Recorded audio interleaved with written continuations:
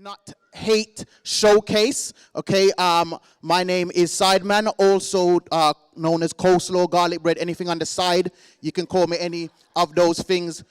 Welcome to this auspicious event that we have here today, which is in lieu of the fact that Carnival isn't happening this year, which is very sad. So obviously we are doing this and trying to do it with the spirit. Get off your phone, young man.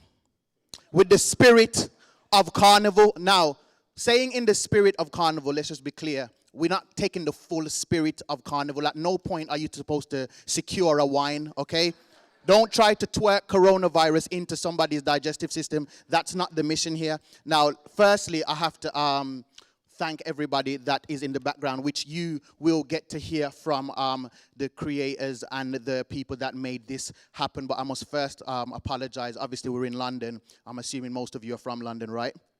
Yeah, I'm apologizing for the Birmingham accent from now. I understand that because I'm the host, at several points you will have to hear this verbal violence, but I apologize, okay? There's no point trying to diss me because I've heard all of it already. The Birmingham accent is terrible. The Birmingham accent is worse than chlamydia. Speaking of somebody that's had both, I disagree, but you know what, it is what it is. We don't need to get into that. Listen, a couple paracetamols and some antibiotics here. Anyway, as I said, we're here to have a good time. We're here to put respect on creatives, especially our black creatives, especially in the time that we are in. As it says, create, not hate. Now, it's very important that we do things like this because we are seeing now more than ever the power of creatives in this time to make our voices be heard and actually make change and make difference. You know, when it comes to everything that's been happening within the Black Lives Matter movement at the moment, it's very interesting to see because I've never been a person personally that's ever believed in protesting. Sometimes I just think, you know, you're just standing outside a building, nobody knows you're there really and truly. But in this digital age that we are in, what we saw happen this year is what has been considered and described as one of the biggest movements ever to have ever, civil rights movements to have ever happened. And that is big in part to the digital space and to creatives and to social media because everything has been broadcasted everywhere. So if there was a protest and there was a march in London, people all across the world were able to see that, and we were able to see that on the world screen. And we've seen so many creatives come out and speak out in all of their different ways, and we want to continue to speak and understand that our voices have power. And that's why saying create but not hate is important in this time because we are actually seeing the power that creatives have, not just to, because it's interesting that in this time I feel like people are kind of getting just done with the cookie cutter creating in the sense that it has no substance. But I feel like in this time now we are seeing creatives with more substance being shown more light because in 2020 we really need substance because it's been a mad year, it's been a train wreck of a year. And so in a time like this, man ain't just trying to hear just the basic and the standard, but man want to hear something to uplift and to inspire, right? Yeah. Young man beside the young man that I told to get off his phone.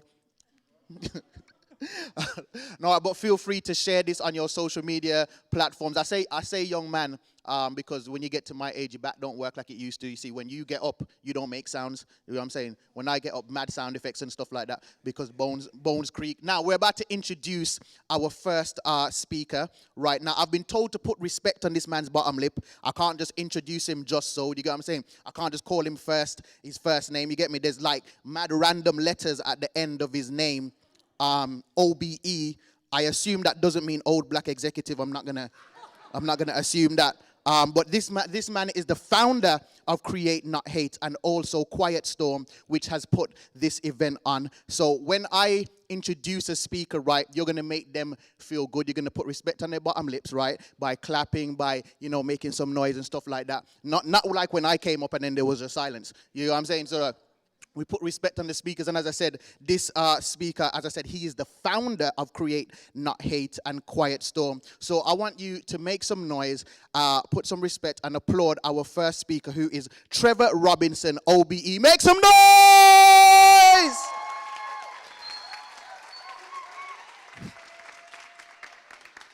Yeah, I'm not sure if this is working. Can you hear this? No, take the mic. This off. Well, thanks for coming down, guys. I won't bore you too much because it's all about the work. It's all about the young geniuses that we have in this room. I did start Create Not Hate off 13 years ago, but just because of this year as well, we thought we had to, really use this opportunity to especially in my industry, which I think is getting pretty stale, pretty old, because they don't have the talent in the industry. So I really wanted to try and set up something where I can really showcase. And I think the work, as you'll see, it's amazing. I think just under 2 months or something that we turned this around. And I've just been staggered, and I've really enjoyed it. What I was surprised is how much I really enjoyed working with all these guys as well to try and bring this stuff around. And I just want to say a couple of thanks as well to some of the people that won't get a mention. Some of the mentors like Paul Jordan, Matt from Red Rip Road, Dave Dye, Joe Wallace. All these guys have really contributed to help mentor the kids and stuff, and I've been really grateful for that, and I've just been really excited about unveiling the work here. So I won't chat anymore, but I hope you enjoy it all. Thanks.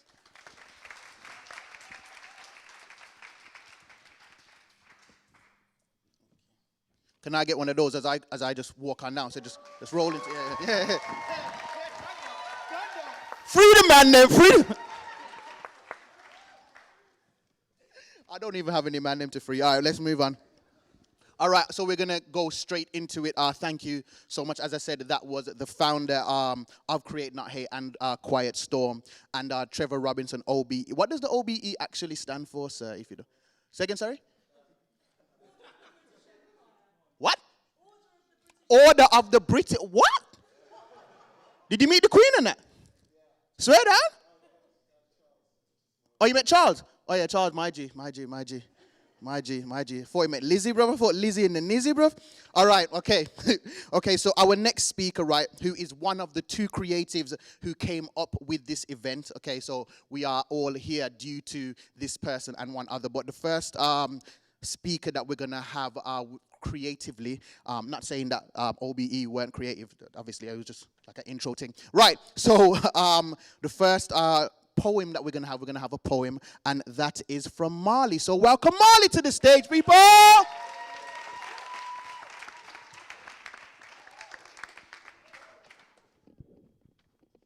super tall. Okay.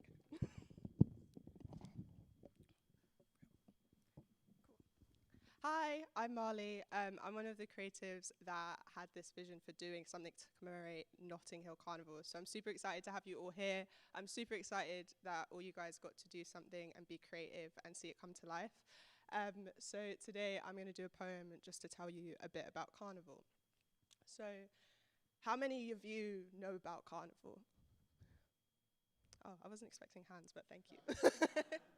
So, for those of you who do not know, every year, around this time, just out there on Portobello Road, skin is out and traffic is slowed for a parade of feathers, thighs, and black skin who would shake and dance as if England was not the country they were in. As if here wasn't where you don't look like that's your car.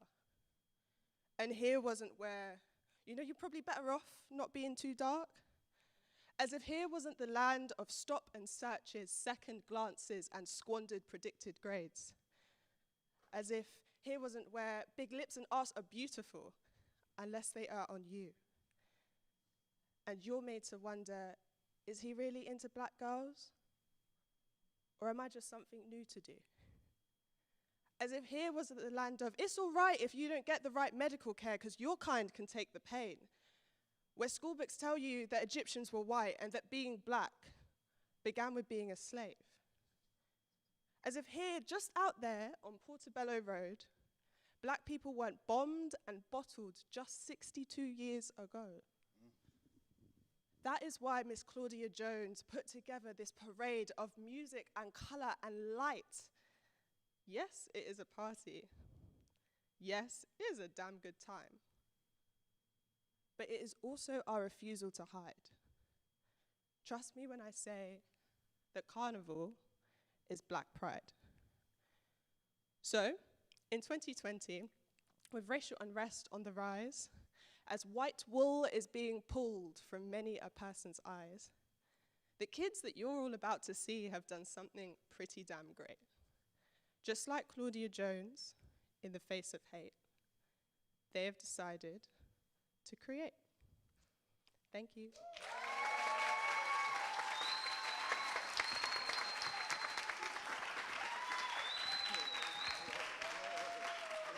My guy, my guy. That was an amazing poem by Marley. I actually went to my first carnival in the UK last year. That was my first one. I was born in Jamaica. I left Jamaica when I was 12 years old, but I had been to a carnival whilst I was. The Jamaica carnival is different. It's different because obviously, like, I saw the British carnival. I was there. Do you get what I'm saying? I ain't seen nobody jump off no speakers or, do you get what I'm saying? Like man jump off speakers in Jamaica with no care for their safety. They just believe this girl's bottom will be enough cushion to you know what I'm saying, just to support the fall. And it always was, I'm not gonna lie. It always was. But yeah, no, carnival is a beautiful experience, and it's very, very important for our traditions and our culture to be immortalized in such ways and described as that, because a lot of people will look at carnival and look at us like we're animals or savages, but they won't look at football hooligans when they're doing their thing the same way. So it's all about perception and how we choose to make sure that our narratives go correctly. Don't think I don't know big words like my narrative. Fix up, bro. Don't think I'm any guy. All right, now, at this point, I'm told that we're supposed to be having an interval. Is that still happening? I was about to say, because if we do that now, it says 15 minutes, but obviously we do that 30 minutes thing. So cool. All right, so we're gonna press on. All right, so are we ready for our next speaker? All right, cool. Who was that? That year was solid. Puma, brother. All right, cool. So we're going to have a group at this point. So we're going to have O'Shea, Janelle, Princess, Jaden, and Raphael, and Jet. So prepare yourselves. And their campaign is called Little Yes. Rewind. Okay. Am I missing that? Where is that? This is awkward. That's Marley. Oh, okay, got it.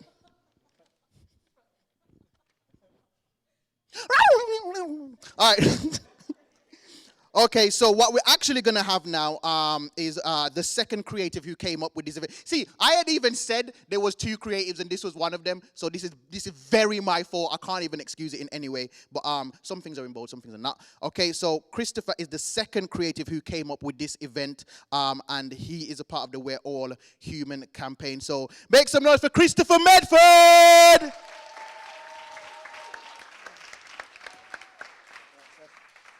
Thank you very much. So, these masks are actually amazing because it's about trying to show that we're all the same underneath. This is the reason why we haven't gone for traditional skin tones. As well as we want to be able to promote everyone's smiling a bit more. So there's a lot more, there's a side of racism that can't keep us down. I'm modeling it. I'm not saying anything. Yeah, that's about it, actually. But, yeah, if you want some, and I think they look pretty cool, and I think they're fun, but it's at the end of the day, I just think I don't even think it was me and you that came up with the idea. It was somebody in the room, and but I'm up here claiming it like I normally do, just pick up awards, and people don't know about it. But, yeah, so here's a mask. Here's yours. Thank you.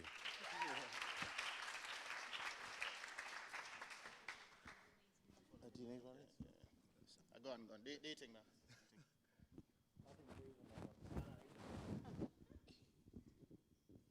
Yeah. Shout out to, what's your name, bro? Shout out to Victor, who keeps like wiping down my microphone even though he gives it back to me. Okay, all right. So we're not doing any intervals. We're pushing straight ahead. All right.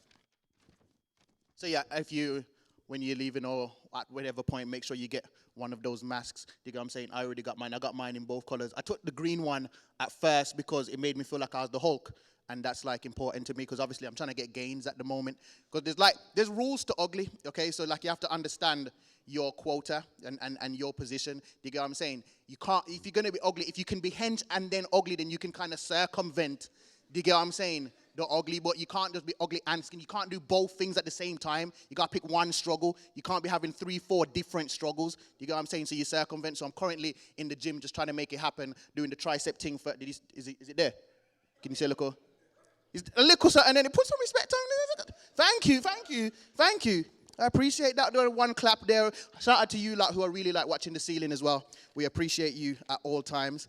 Okay, so now it's time for the group that called their campaign Little Things Build Up. So I'm going to introduce them now, and do you guys know who you are? Because I said your names earlier. Say again? Yes.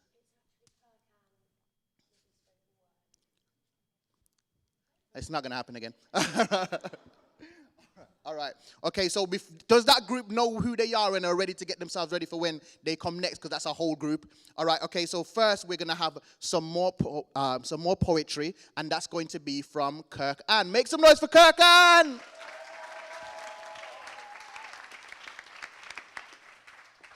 Hi, everyone. How are you doing? Awesome. I'm very happy to be here. This is a very nice space. I'm going to share 2 poems with you. The first poem that I'm going to share is called Buried Under. It's about being black in London. Buried under London. Black works when it's not a shade of skin. Complexion sings it don't mean a thing, just an inconvenience to be. Mud, red coffee. Push knotted, lost or kept shut. Bounce black up with resistance. Waiting for change, time still sticking. Bruised black seeping through the cracks, code switching. Tiptoeing. Don't want to know how black this black might be. See black coming. Crossroads. Buried under London, a shade of skin, complexion sings it don't mean a thing, just an inconvenience to be black. Thank you guys, that was my first poem. Hey!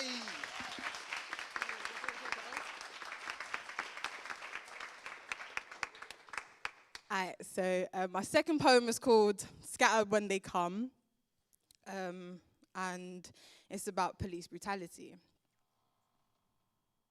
Stop. Don't run.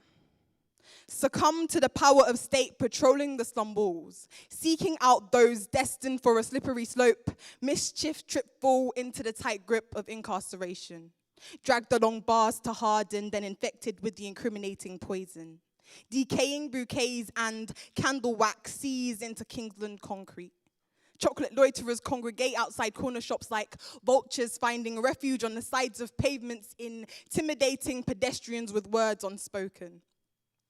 I used to know a girl displaced in a tower block maze. Brown with curls, she wore gold in her teeth, skin thick and seasoned like meat, smoking cigarettes in stairwells. Littering the estate with the butts of her broken dreams. In the hood, she would chill with the man them posted up on the block. In the manner, the siren would sound a warning shot. Blue lights flicker in sight, scatter when they come. Run, fled, I see, fed. I see one male taken to reprimand a brother. Then another, I see them ambush a father, a son, a human being. But he was vexed and must have resisted arrest. Face slammed into the floor, plastered to the ground. Don't move or make a sound. He wouldn't want to be sent downtown in a body bag. Don't breathe, it might be his last breath. Respect the authority, or he could be tackled with blunt violence and no accountability. Finding a knee pressed up against the chest, pressure tugging tight at the neck, it's protocol. This is how they serve to protect and keep us in check. Mothers of the minority bleed tsunami tears from the bearing of their womb, lying lifeless above scarlet pools. The brown girl's eyes rage red. She cried, another black body dead. He died after being racially profiled. Injustice was never London met. Death, his penalty. Another black body made victim of police brutality. Excessive and unnecessary forces used 139 times a day in London. Stopped and searched 4 times more likely to be a suspect of carrying a sharp object, a genetic target capsized by life, then tossed in the pen because society never accounted for them. You see, the brown girl would never think to commit a crime, but still fear doing the time as the stigma resides on the surface of her skin. Even when innocent, she could be taken in, sat at the back of a cop car, because nothing ain't changed, star. The prejudice is still alive and it thrives in the prison system, penalizing a generation suffocating at the wrist by silver bracelets that only shine behind their backs. The brown girl spends the day with her 5-year-old niece. Siren sounds, it's the police. Her niece sinks into her arms and repeats, I'm scared of the police, I'm scared of the police. She then knew the fear ran deep. Does a 5-year-old white child have the same fear growing up on London streets? Thank you so much, guys.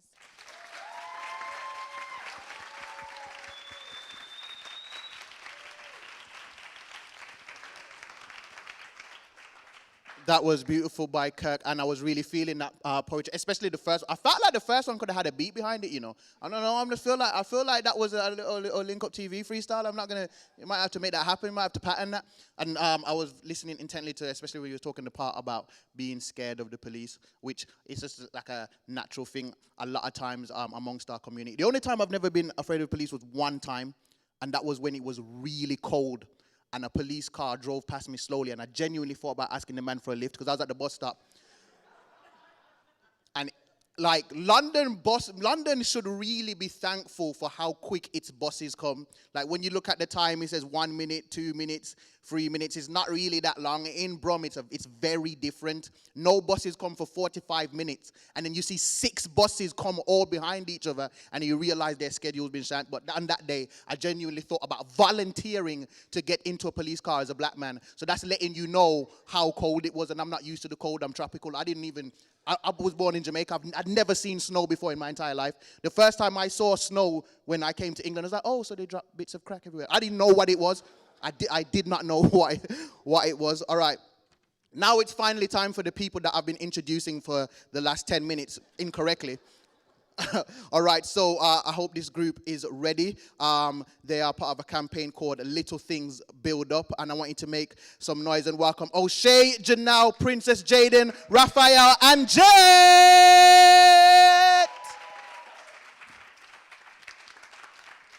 Now, you man gotta get up with the clap, like,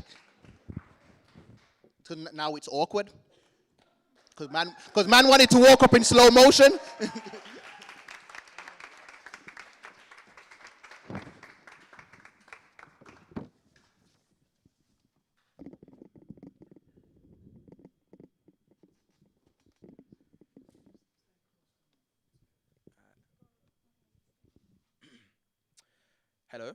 Hello. Alright, this works. Alright, cool. Hello, my name's Jaden Chang, and you guys wanna come forward? Alright, cool. This is Raf and this is Jet, and are you gonna show a little thing about our campaign on the screen? Alright, cool. This is our campaign. Mainly in British society, since I'm a man from England, we experience a lot of microaggressions and a lot of stereotypes in our like London community, like things like people crossing the road when they see us walking across, touching our hair as if it's like not normal, and really like, you know, judging us before even meeting us, even talking about the thing about police, saying things like we can just be walking in our clothes and we can get stopped for no reason, not even knowing our background or where we come from, just because of the colour of our skin and what we dress like. And yeah.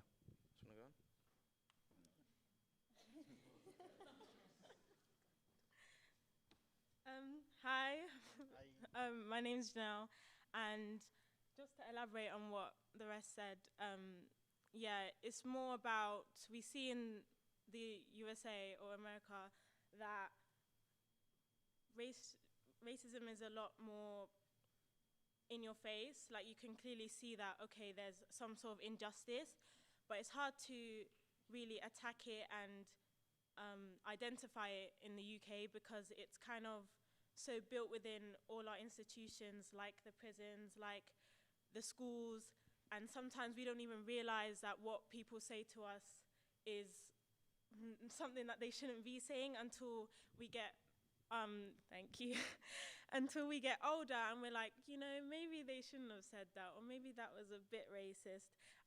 So we're just trying to use this campaign to explore and kind of show people more in whatever form we can, just to show them that it is very prevalent in the UK, just maybe not as in your face as you would see it, for example, George Floyd, rest his soul.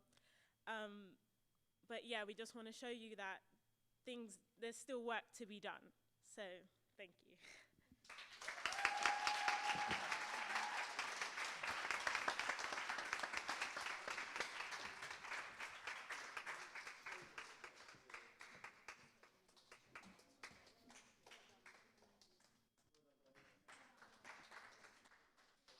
I don't know if anybody noticed, but I didn't get up until they had all got off the stage because these youths are taller than me and I don't like it.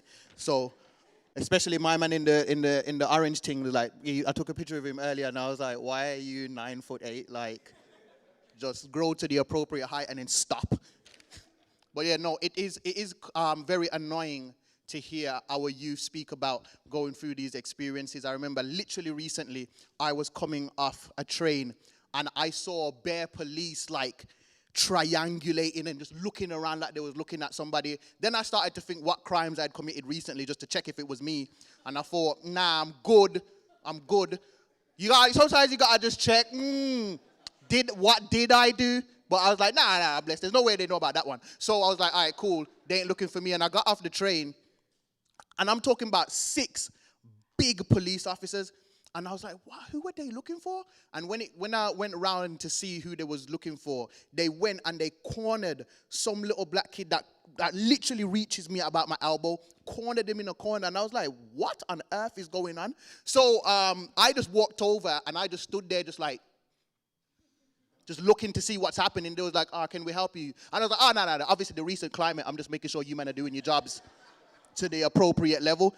And I was like, what's happening here? I don't know where I got the bravery to question them and like what was their police work. But I was like, yeah, so what's the actual beef here? And they was like, yo, this person hasn't paid for their ticket. I was like, 6 man for this one youth because he hadn't paid. Then I thought, oh, he might have gone country.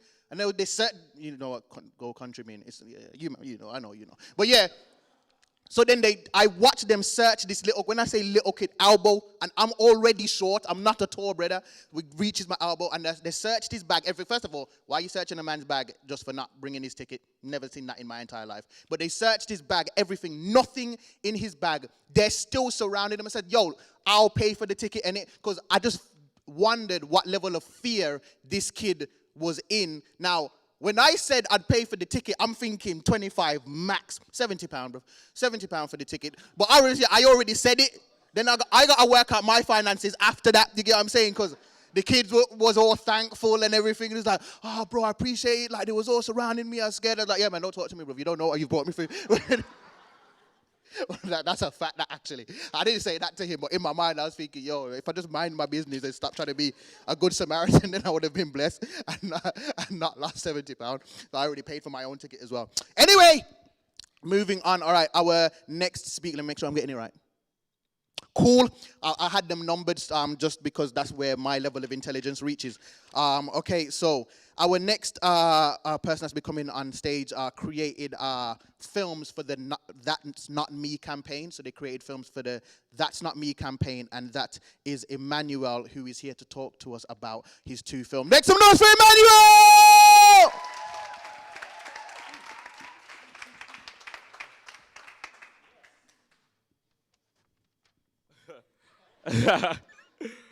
Hi, as you lot can see, my name is Emmanuel. I'm 17.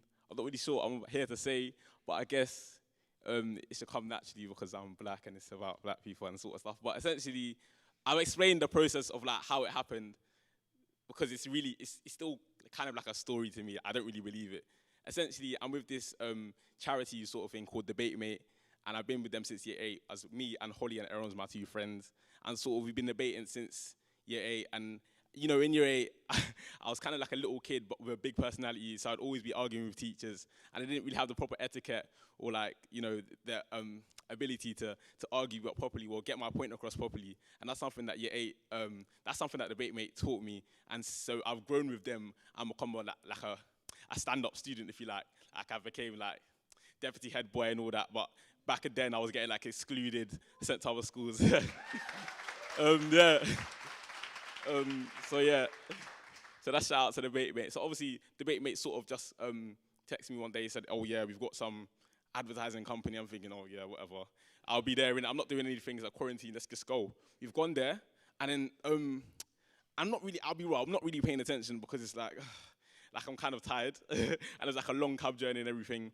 But then I'm listening to them talk, and I'm thinking, wow, the creative industry is kind of cool. And then they show me that Haribo advert. I don't know if you lot know it, but it's the one where it's like, oh, you like the one with the twirls and all that sort of thing, yeah. And so when I saw that advert, that they made that advert, I said, wow. So then they started talking about Black Lives Matter, about how we're not going to have carnival and how they want us to create something. And at that point, I was like, create what? Me, Holly, and Errol's were looking at each other like, what do they want us to do? Like I didn't sign up for this. So we're kind of looking at each other. Then I run off to the toilet because I don't really want to be involved. Like I want Holly to come up with it because she's like the academic and that. And then when I've come back, Holly hasn't come up with anything. So I'm like, okay. And I'm thinking about it way too hard. I need to just sit back and think, well, this is actually my life. This is the life I'm living. What do I want to show? What do I want to portray to people that they will actually take something away? And so the thing for me is perceptions. I think that's a big part of racism and a big part of microaggressions. How you see people or how people get put in boxes, I think is something that, I think that's kind of the root of racism. Because if you're put in that box, you're always going to be in that box. But if we take the boxes out of the equation completely, then it's not really a thing where it's only black people that have it. But obviously black people are in a box at the moment. So I thought, okay, how do I stop people from being put in boxes? And that's stereotypes. So I wanted to play with the idea of stereotypes, but I'm showing you, it wasn't that long of a process in my mind. I literally just thought, okay, this is actually how I thought about it. If you saw me on a normal day, I'd probably be rapping to something by a black person. But actually, in my bathroom at like 10 o'clock in the morning, I'd listen to Frank Sinatra at least once every 7 days. And that's something you just wouldn't know when you look at me. But I think that's a problem. You don't know that until you know the whole story. You can't just look at me and assume something. You have to know the whole picture. So that's what I thought about. And then I thought, wait, they're going to see the video, innit? So I don't really want to tell you what the video, what you're going to see. But what I'm trying to say is that I stepped away from trying to think about it too hard and literally just thought about how I could play with perceptions. And that's how I came up with this idea. And then the next week, I came up with another idea with Christian's help. I'm really bad at this speaking thing. I'm so sorry. This is kind of that thingy. Yeah. Thank you.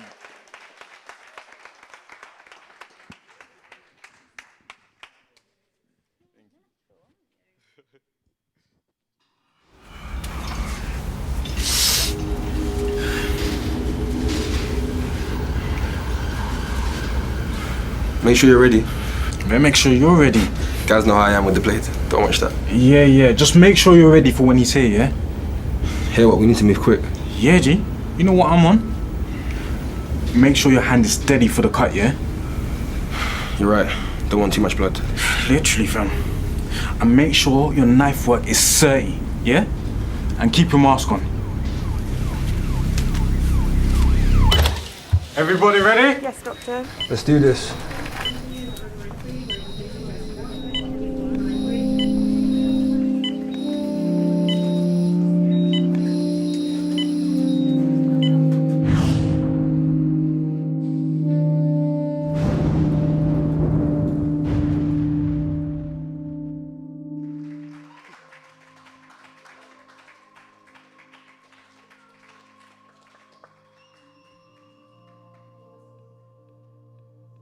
I don't know why, but I was waiting for my name in the credits, but I had nothing to do with this. I just...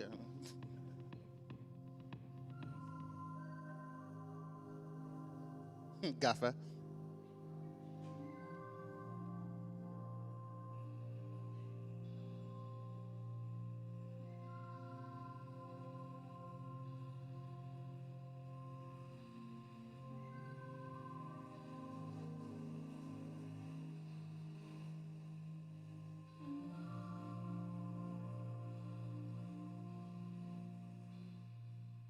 I think that was sick, you know. I think that was sick. Where is he? Where is he?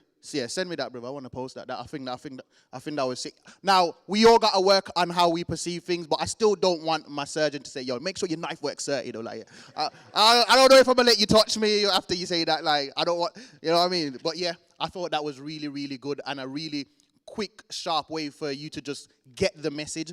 And I think in this day and age, it's all about trying to get the message as quick and straight as possible, not none of the long jargon and everything like that, because man ain't got time for that. All right, so, you know, I got to look at my sheet and just make sure I'm clear on what I'm doing. Okay, so we're having another group, and these guys made the physical pieces for the That's Not Me campaign. Now, that's what I'm wearing now, but I'll let them talk a little bit more about it. So I want you to welcome to the stage Lilo, Kieran, Anis, and Santonio!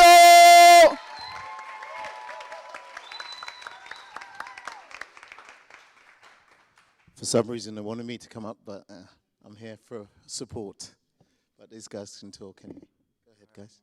Morning, everyone. I'm Kieran, and I'm talking about my t-shirt design.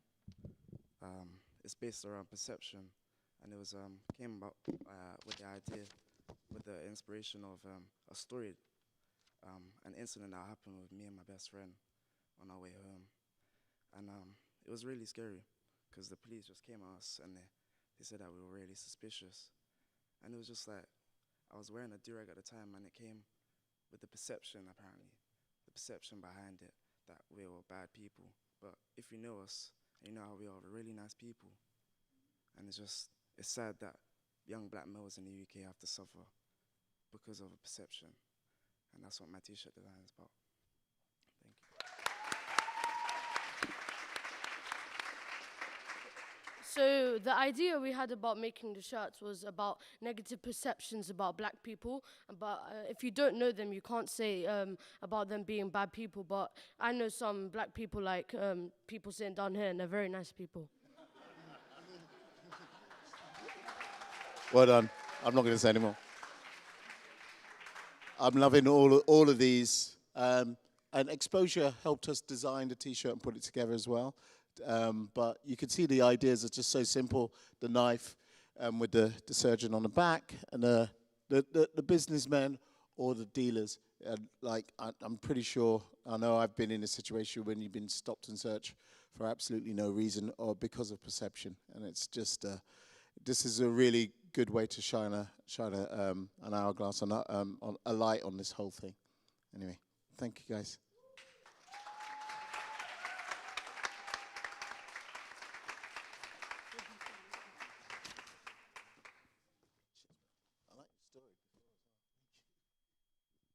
As you can see, I'm rocking one of them as well.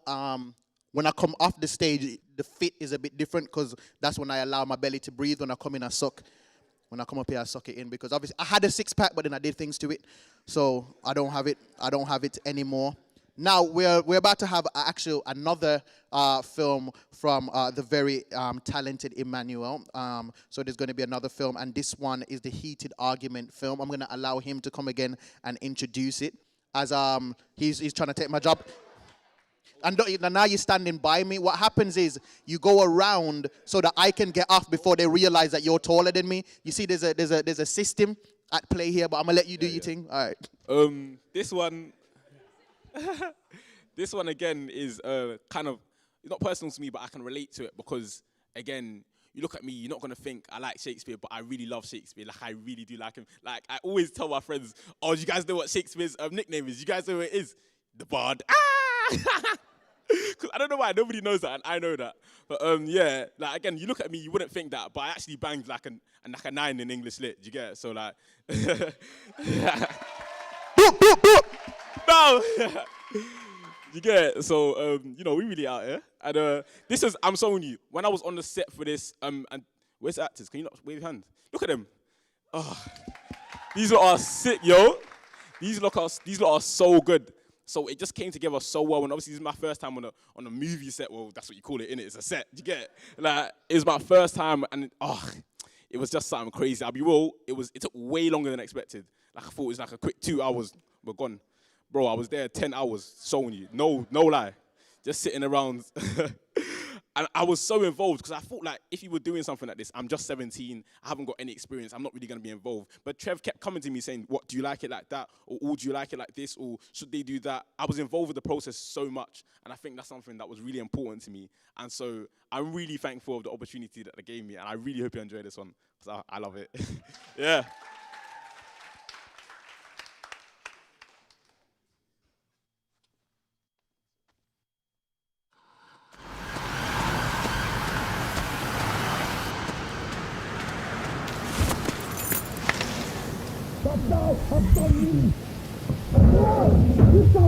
Look at it all kicking off in there. It's typical, isn't it? It's just so aggressive. Hey, it's probably a drug deal gone wrong or something. And so, good Capulet, whose name I tender daily as my own. Be satisfied. Oh, calm. Do you think I should call the police? No, don't. There might be others around. Leave it. Vile submission. Alas, Stocata carries it away. Tybalt, you rat catcher. Will you walk?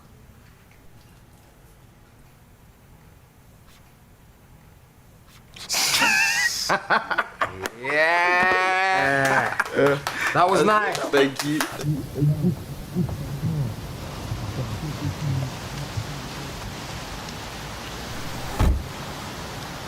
I think we can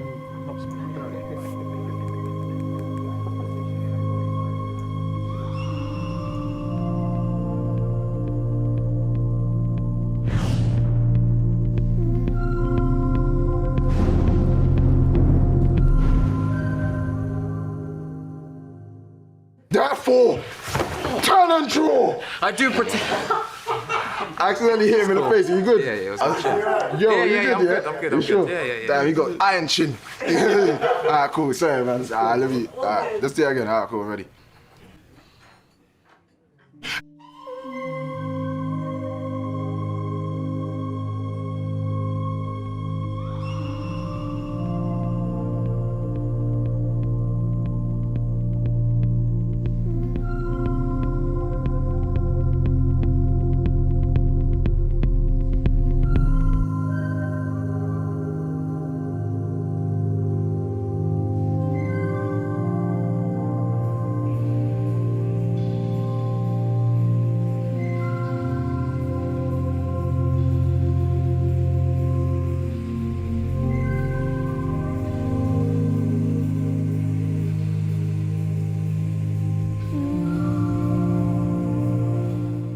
I didn't back it out, Alex. It's all right.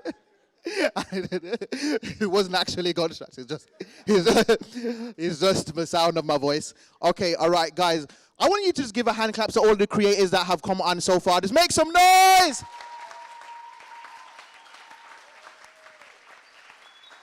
It's been absolutely amazing.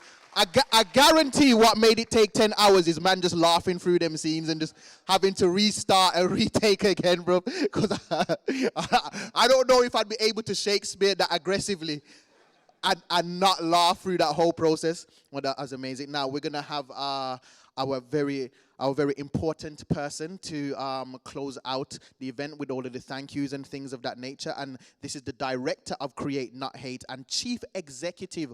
I want to be chief executive or something, but chief executive of Quiet Storm. So I want you to make some noise for Ron Robinson!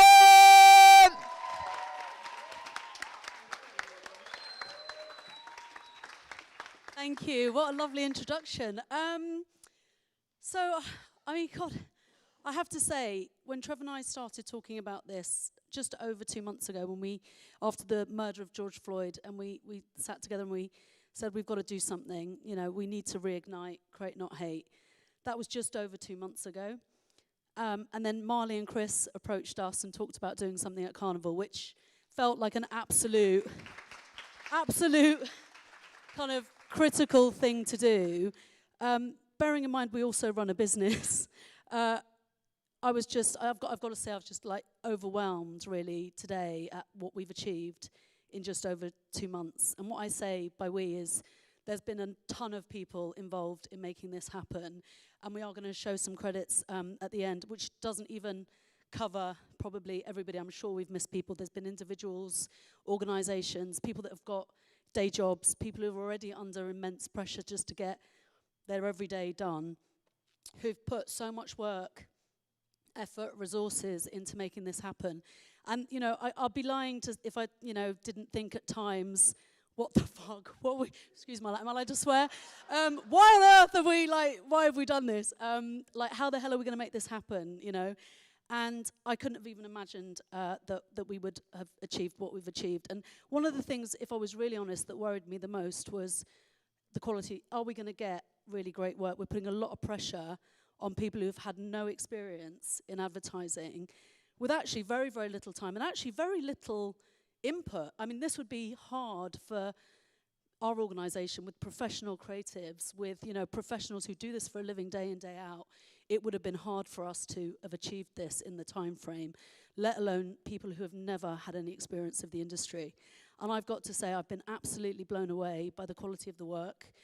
You know, this work stands up head to head with work that you see in our industries. A lot of it is better than most of the work that you see, in all honesty. It stands up, and I'm incredibly delighted and proud and surprised by what we've ended up with. And I think what that says is there's this incredible talent out there, which is exactly what Create Not Hate is about, that is not being utilised in our industry. And we'd get a lot more fantastic work in our industry if there were more people like you in it. So I'm just delighted to be part of this. I'm incredibly proud, and I think I've told a few of you, but we have just found out that Channel 4 are going to be airing the films, which is amazing. So that's a fantastic achievement, and we're going to be also, you know, well, here are some of the other people that are going to be supporting the campaign. From a media campaign perspective, this will be out in the world. All of this work will be out in the world. It's a media plan that our clients would be envious of, which we've all got completely free and off the back of the quality of the work. So well done, everybody who's been involved. It's fantastic, and thank you to all these people who've helped make it happen. So.